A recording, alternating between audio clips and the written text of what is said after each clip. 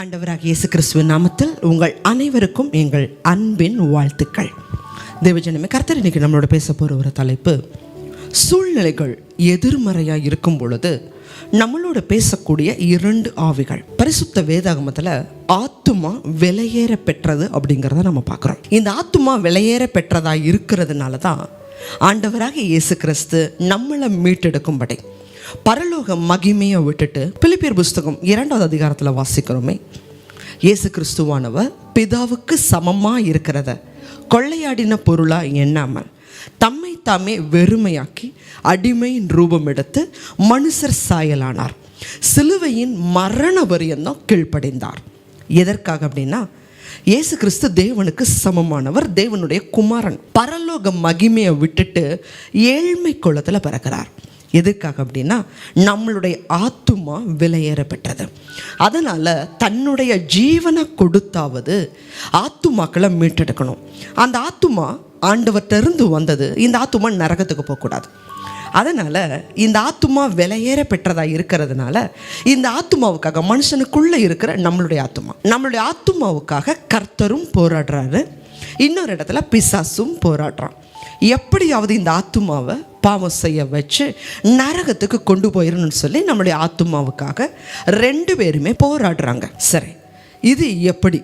உலக ஜனங்களுக்கு மனசாட்சி பேசும், ஆண்டவருடைய பிள்ளைகளுக்கு கர்த்தர் பேசுவார். ஆனால் எல்லா நேரங்கள்லையும் நம்ம கேட்குறத விட ஒரு மனிதனை எளிமையாக பாவம் செய்ய வைக்கக்கூடிய தருணம் அப்படின்னு நீங்கள் பார்த்தீங்கன்னா, சூழ்நிலைகள் எதிர்மறையாக இருக்கும் பொழுது எளிமையாக அவர்களை பாவம் செய்ய வைக்க முடியும். பெரும்பாலான குற்றம் செய்த நபர்கள்ட்ட நம்ம கேட்டோம் அப்படின்னு சொன்னால், கொலை செய்தவர்களாக இருக்கலாம், திருடினவர்களாக இருக்கலாம், எந்த பாவம், தீவிரவாத செயல்கள், சமூக விரோத செயல்கள் செய்தவங்ககிட்ட கேட்டால் அவங்க சொல்லுவாங்க, என்னுடைய சூழ்நிலைகள் அப்படி இருந்துச்சு, என் சூழ்நிலையினால தான் இந்த பாவத்தை நான் செஞ்சேன்.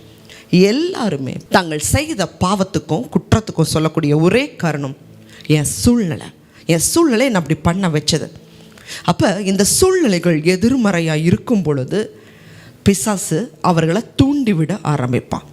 ஒன்றும் இல்லை, இன்றைக்கி நம்ம நிறைய மாணவர்களை பார்க்குறோம். 10th எக்ஸாமுடைய ரிசல்ட்டு வருது, +2 எக்ஸாமுடைய ரிசல்ட்டு வருது, நீட்டுக்கு எழுதுகிறாங்க. அதோடைய ரிசல்ட்டு தோல்வியை சந்திக்கக்கூடிய மாணவர்கள் நம்ம பார்க்குறோம் உடனே தற்கொலை. ஏன்? சூழ்நிலைகள் எதிர்மறையாக இருக்குது. பிசாசான அவங்கள தூண்டுகிறான்.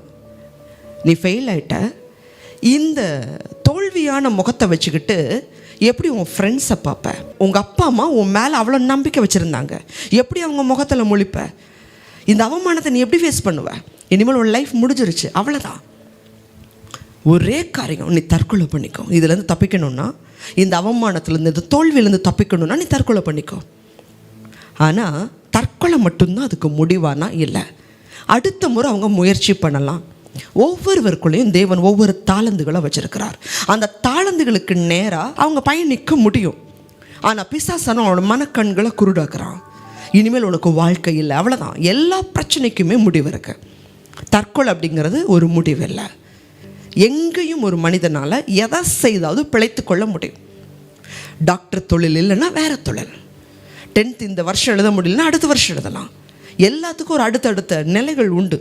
ஆனால் பிசாசான சூழ்நிலைகள் எதிராக இருக்கும் பொழுது உன் வாழ்க்கை முடிஞ்சிருச்சு அப்படிங்கிற நிலையில் கொண்டு வந்து நிறுத்துக்கிறான். ஆனால் தேவனுடைய பிள்ளைகளுக்கு கர்த்தரும் அந்த இடத்துல பேசுவார்.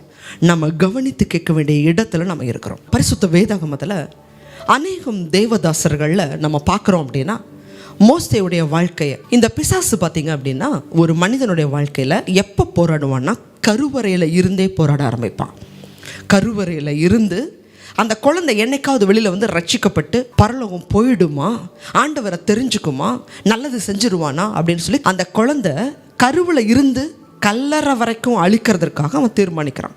இது யாருடைய வாழ்க்கையில் நம்ம பார்க்க முடியும்னா, ஆண்டவர்னால் அதிகமாக சாட்சி கொடுக்கப்பட்ட, கர்த்தர்ட்ட முகமுகமாக பேசின தீர்க்கதரிசி மோசே. அவர் பிறக்கிறதுக்கு முன்னாடியே எகிப்து பார்வோன் கட்டளை கொடுக்கிறார், இஸ்ரவேலில் பிறக்கக்கூடிய ஆண் குழந்தைகள் எல்லாம் நைல் நதியில் போட்டுருங்க. அந்த சட்டம் அதுக்கு முன்னாடியும் இல்லை, அதுக்கு பின்னாடியும் இல்லை. ஏன்னா அந்த சட்டம் அதுக்கு முன்னாடி இருந்துச்சுன்னா அவருடைய சகோதரனாகிய ஆரோன் உயிரோடு இருந்திருக்க மாட்டார். அல்லது அதுக்கப்புறம் அந்த சட்டம் இருந்திருந்தது அப்படின்னு சொன்னால் யோசுவா காலேப் உயிரோடு இருந்திருக்க முடியாது.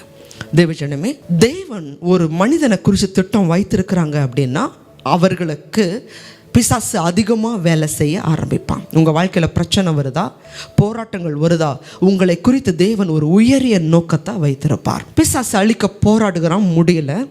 40 வயதில் அவர் எகிப்து பார்வோனை விட்டு ஓடக்கூடிய நிலை.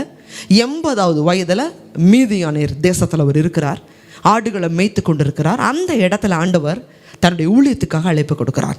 மோசே, பார்வோன்ட்ட போய் பேச, என் ஜனங்கள் என்னை ஆராதிக்கும்படி அவனை அனுப்ப சொல்ல. என் ஜனங்கள் என்னை ஆராதிக்கணும், நான் கானானுக்கு உங்களை கொண்டு போவேன். மோசேங்கிற பக்தன் திக்கு வாயும் மந்தன் நாவும் உள்ளவராக இருக்கிறார். உணர்ச்சி வசப்படக்கூடிய அவரை கர்த்தர் எடுத்து முன்பதாக போய் அவரை பயன்படுத்துகிறார். எகிப்து தேசத்தில் 10 நியாய தீர்ப்பின் வாதைகளை தேவன் அனுமதிக்கிறார். கர்த்தருடைய ஓங்கிய புயத்தினால, பலத்த கரத்தினால, பலத்த அற்புத அடையாளங்களை தேவன் எகிப்து தேசத்தில் செய்கிறார். தேவனுடைய வல்லமையான கரத்தின் நிமித்தம் அவர்கள் அங்கிருந்து புறப்பட்டு வருகிறாங்க. முன்னாடி செங்கடல், இப்போ பின்னாடி திரும்பி பார்த்தா பார்வோனுடைய சேனைகள் துரத்தி கொண்டு வருது. இப்போ அவங்க பாலம் கட்டி போக முடியாது, கப்பல் கட்டி போக முடியாது. ஏன்னா புருஷர்கள் மாத்திரம் 6 லட்சம். இவ்வளவு ஜனங்க அந்த செங்கடலை கடந்து போய் ஆகணும். ஆண்டவரை நோக்கி பார்க்குறாங்க. இன்றைக்கி பல வேளைகளில் நம்ம பிரச்சனையில் முன்னாடியும் போக முடியாது, பின்னாடியும் போராட்டங்கள் இருக்கும். அப்போ தான் நம்ம தவறான முடிவுகளை எடுக்கிறோம். ஆனால் அந்த இடத்துல மோசே கர்த்தரை நோக்கி பார்க்குறாரு. ஆண்டவர் சொல்கிறாரு, உன் கையில் கொடுத்துருக்கிற கோல் அதை உயர்த்து செங்கடலுக்கு மேலே. இன்றைக்கி அந்த கோல் நம்ம கையில் வசனங்களை தேவன் கொடுத்துருக்கிறார். இந்த வாக்குத்தத்த வசனங்களை வச்சு நீங்கள் ஜெபிக்கும் போது தேவன் உங்களுக்கு பாதைகளை கொடுப்பார். மோசே அந்த வழியாக ஜனங்களை வழி நடத்துகிறார். அதற்கு பிறகு 40 ஆண்டுகள் காலம் நடத்துகிறாரு. மோசையுடைய கடைசியான தருணங்கள். கண்மலையை பார்த்து முதல் ஆண்டவர் அடின்னு சொல்கிறார். ஜனங்களுடைய தாகத்துக்கு கண்மலை அடிக்கும் பொழுது தண்ணீர் புறப்பட்டு வருது. தண்ணீரை தாகத்துக்கு குடிக்கிறாங்க.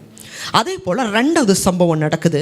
அந்த இஸ்ரவேல் ஜனங்க வனாந்திரத்தில் சாந்த குணமுள்ளவர்களாக இருந்தார்களானா இல்லை, முறுமுறுக்கிறவர்களா, அவிசுவாசமாக இருக்கிறவர்களா, கலகம் பண்ணுகிறவர்களா, போஜனத்துக்காக, இறைச்சிக்காக, அற்பமான காரியங்களுக்காக முறுமுறுத்து கொண்டே இருந்தாங்க. எகிப்து தேசத்தில் எங்களுக்கு சவக்குழி இல்லையா, அதனால தான் இந்த வனாந்திரத்தில் எங்களை புதைக்கிறக்காக நீ கூட்டிகிட்டு வந்தியா? மோசேவை குறித்து வாக்குவாதம், ஆண்டவரை குறித்த வாக்குவாதம். 40 வருஷம் இந்த முறுமுறுப்புகளின் மத்தியில் தான் மோசே இருந்தார். ஆனால் மோசேவை குறித்து கர்த்தர் கொடுக்கிற சாட்சி என்னாகமத்தின் புஸ்தகம் 12வது அதிகாரம் 3வது வசனத்தை வாசிக்கலாம். மோசேயானவன் பூமியில் உள்ள சகல மனிதரிலும் மிகுந்த சாந்த குணமுள்ளவனாய் இருந்தான். ஆண்டவர் கொடுக்கிற சாட்சி, பூமியில் எல்லா மனுஷருக்கும் மத்தியில் சாந்த குணமுள்ளவன். ஆனால் அவரை சுற்றி இருக்கிற இஸ்ரவேல் ஜனங்களோ முறுமுறுக்கிறவர்கள், கலகம் பண்ணுகிறவர்கள், போராடுகிறவர்கள். இந்த 40 வருஷம் சகித்தவர்னால கடைசியை சகிக்க முடியல. மறுபடியும் அவங்க தாகத்துக்கு தண்ணி தேவை. ஆண்டவர் 2வது முறை சொல்லுகிறார், கண்மலையை பார்த்து பேச. ஆனால் மோசே ஜனங்களுடைய முரட்டாட்டங்களின் நிமித்தம் அவருடைய மனநிலை, அந்த கோபம், நம்மளே இப்போ ஒரு கோவப்படுறோம், டக்குன்னு ஏதாவது ஒன்று வேகமாக செய்ய ஆரம்பிப்போம். அந்த இடத்துல மோசே செய்த காரியம், கண்மலையை பார்த்து பேச சொன்னார். அவர் அடித்தார், தண்ணி புறப்பட்டு வந்துச்சு, ஜனங்க குடித்தாங்க. ஆனால் அதற்கு பிறகு ஆண்டவர் சொல்லுகிறார், மோசே நீ என்னுடைய வார்த்தையை மீறினதுனால நீ கானானுக்குள்ளே போக முடியாது. 40 வருஷம் பொறுமையோடு இருந்தவர், 40 வருஷம் சாந்த குணத்தோடு இருந்தவர் தான். ஆனால் இந்த இடத்துல செய்த கோபத்தினால, அவருக்குள்ளே இருந்த அந்த சுயத்தின் வெளிப்பாடு, கோபம், மனுஷகம், அடித்தது நிமித்தம் ஆண்டவர் சொல்கிறார், இனிமேல் நீ கானானுக்குள்ளே போக முடியாது. ஆனால் இத்தனை ஜனங்களுக்காக இவ்வளவு நாள் இவர் தான் பரிந்து பேசினார், பலி செலுத்தினார், ஆண்டவற்றை மன்றாடினார், நியாயப்பிரமாணங்களை பெற்றுக் கொடுத்தார். 40 நாள் உபவாசிக்கிறார், மறுபடியும் 40 நாள் உபவாசிக்கிறார். அவ்வளவு சாந்தமான மனுஷன்தான். ஆனால் ஜனங்கள் செய்த கலகத்தில் கண்மலையை அடித்தார். ஆண்டவர் சொல்கிறாரு, இந்த இடத்துல நீ மரணம் அடைய போகிற. கானானுக்குள்ளே போகணும்னு சொல்லி வழி நடத்தின மோசேவே கானானுக்குள்ளே போக முடியாதவர் சொல்லலை. அதே இடத்துல மோசே அடக்கம் பண்ணப்படுகிறார். நான் சொன்னேன், பிசாசு கருவறையிலிருந்து கல்லறை வரைக்கும் போராடுவான். மோசேவுக்காக பிறக்கிறதுக்கு முன்னாடி போராடின அதே பிசாசு கல்லறையிலையும் போராடினான். வாசிக்கலாம், யூதாவின் புஸ்தகம் 9வது வசனம். பிரதான தூதனாகிய மிகாவேல் மோசேயினுடைய சரீரத்தை குறித்து பிசாசுடனே தர்க்கித்து பேசின போது அவனை தூஷணமாய் குற்றப்படுத்த துணியாமல் கர்த்தர் உன்னை கடிந்து கொள்வாராக என்று சொன்னான்.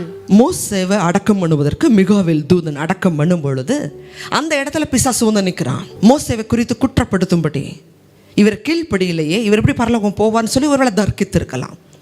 அந்த இடத்துல மிகாவேல் தூதன் அந்த சாத்தானை கடிந்து கொண்டான். தேவஜனமே, நம்மளோட சூழ்நிலைகள் சாதகமாக இருக்கும்போது விட சூழ்நிலைகள் எதிர்மறையாக இருக்கும்போது பக்கத்தில் யாராவது ஒருத்தர் கோவப்படுத்திக்கிட்டே இருக்கலாம், நம்மளை சுற்றி எரிச்சல் படுத்திக்கிட்டே இருக்கலாம். அந்த சூழ்நிலையில் நம்ம கர்த்தரை பார்க்க வேண்டியது அவசியம். ஏன்னா உங்கள் ஆத்துமா விலையேற பெற்றது. அந்த ஆத்துமாவுக்காக சாத்தான் போராடிக்கொண்டே இருப்பான். இதே போராட்டம் நம்மளோட ஆண்டவராக இயேசு கிறிஸ்துவுக்கு இருந்துச்சான்னா இதே போராட்டம் அப்படியே இருந்துச்சு. பிசாசு போராடினா ஏதாவது ஒரு வகையில் பாவம் செய்ய வைக்க முடியாதா? அவருக்குள்ள 40 நாள் உபவாசம் பண்ணி ஜெபம் பண்ணும் பொழுது 3 சோதனைகளை கொண்டு வந்தான்.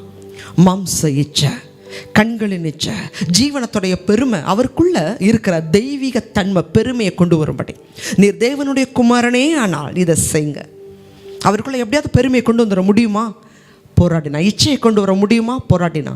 ஆனால் இயேசு கிறிஸ்து இடம் கொடுக்கவே இல்லை. பிறப்பு முதல் இறப்பு வரைக்கும், சிலுவைக்கு போகிற வரைக்கும் பல விதன்னு இருக்கும். அவருக்கும் இதே போராட்டம். நிந்திக்கப்படுகிறார். யூத ஜனங்கள்னால நிந்தனை, அவமானம், அடிக்கிறாங்க, காரி துப்புறாங்க, எல்லாம் இருக்கும். பாடு, சோதனை வந்துச்சு. இயேசு கிறிஸ்து சிலுவைக்கு போகிறக்கு முன்னாடி சொல்லுவார், உலகத்தின் அதிபதி என்னிடத்தில் வருகிறான், அவனுக்கு என்னிடத்தில் ஒன்றுமில்லை. நம்மக்கிட்ட ஏதாவது ஒரு பயம், கவலை, அவிசுவாசம், ஏதாவது ஒரு காரியம் இருந்தால் இல்லாத ஒன்றை கொண்டு வர முடியாது. இருக்கிற விஷயத்த இச்சை ஒருவருக்குள்ளே இருக்கலாம், பண ஆசை இருக்கலாம், அதை தூண்டும்படி வருவான். இயேசு கிறிஸ்துட்ட கொண்டு வரும்படி முயற்சித்தான், அவனால் முடியல. தேவஜனமே, ஆண்டவராகிய இயேசு கிறிஸ்து இந்த உலகத்தை ஜெயித்தார். பாடுகள், அவமானம், நிந்த, வலி எல்லாவற்றையும் நம்முடைய ஆத்துமாவுக்காக சகித்தார். அவர் எந்த பாவமே செய்யலை. பிலாத்து சொல்கிறார், இந்த மனுஷன்ட்ட நான் எந்த பாவத்தையுமே பார்க்கலன்னு சொல்லி ஜட்ஜ்மெண்ட் எழுதுறார். ஆனால் நமக்காக பாவமில்லாத பரிகாரியா சிலுவையில் தொங்குனார். நம்மளுடைய பாவத்துக்காக அவர் அப்படி பாவமே இல்லாமல் சிலுவையில் மரித்ததுனால மரணமும் பாதாளமும் இயேசு கிறிஸ்துவோடைய சரீரத்தை 3வது நாள் பிடித்து வைக்க முடியல. ஜெய கிறிஸ்துவா மரணத்தையும் பாதாளத்தையும் ஜெயித்தார். தேவஜனமே, சூழ்நிலைகள் சாதகமாக இருக்கும்போது இருக்கிறத விட சூழ்நிலைகள் எதிர்மறையாக இருக்கும் பொழுது உங்கள் வாயிலிருந்த முறுமுறுப்புகளோ, சபமான வார்த்தைகளோ, தேவனை துக்கப்படுத்தக்கூடிய காரியங்களோ உங்கள் வாழ்க்கையில் இராதபடி காத்துக்கொள்ளுங்க. அதற்கு மேலே சங்கீதம் 121 வாசிக்கிறோம், அவர் உன் ஆத்துமாவை காப்பார். ஆண்டவராக இயேசு கிறிஸ்து நம்முடைய ஆத்துமாவை காத்துக்கொள்ளும்படி உத்தரவாதம் பண்ணி இருக்கிறார். நித்திய ஜீவனை கொடுப்பார். அவரை பிடித்துக் கொள்ளுங்க. ஜெபிக்கலாம். அதிகமாக நேசிக்கிறீங்களா அன்புள்ள ஆண்டவரே, இன்றைக்கி நாங்கள் பாவம் செய்துட்டு என் சூழ்நிலை இப்படி இருந்ததுனால நான் இதை செய்ய வேண்டியதாக இருந்துச்சு. ஆனால் சூழ்நிலைகள் எல்லாமே எதிர்மறையாக இருக்கும் பொழுதும் நீங்கள் பாவம் செய்யலப்பா. நீங்கள் சொன்னீங்க, என்னை விசுவாசிக்கிறவன் என்னிலும் பெரிய காரியங்களை செய்வான். ஏன்னா உங்கள் ஆவி எங்களுக்குள்ளே இருக்குப்பா. இதை தயவு செய்து பார்க்குற ஜனங்க சூழ்நிலைகள் நிமித்தம் அநேகம் வேதனைகளோடு இருக்கலாம். அந்த சூழ்நிலைகளை விட எங்களோட இருக்கிற ஆண்டவர் பெரியவர். ஜெயம் எடுக்க, சூழ்நிலைகளை மாற்ற நீர் வல்லமை உள்ளவர். பிள்ளைகள் ஒருவேளை அநேகம் பாடுகளின் மத்தியில் யாரெல்லாம் இருக்கிறாங்களோ அந்த சூழ்நிலைகள் பிள்ளைகளை விடுவீங்க.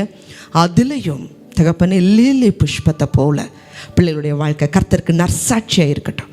இயேசு கிறிஸ்துவின் மூலமாய் ஜெபிக்கிறோம் நல்ல பிதாவே, ஆமென். God bless you.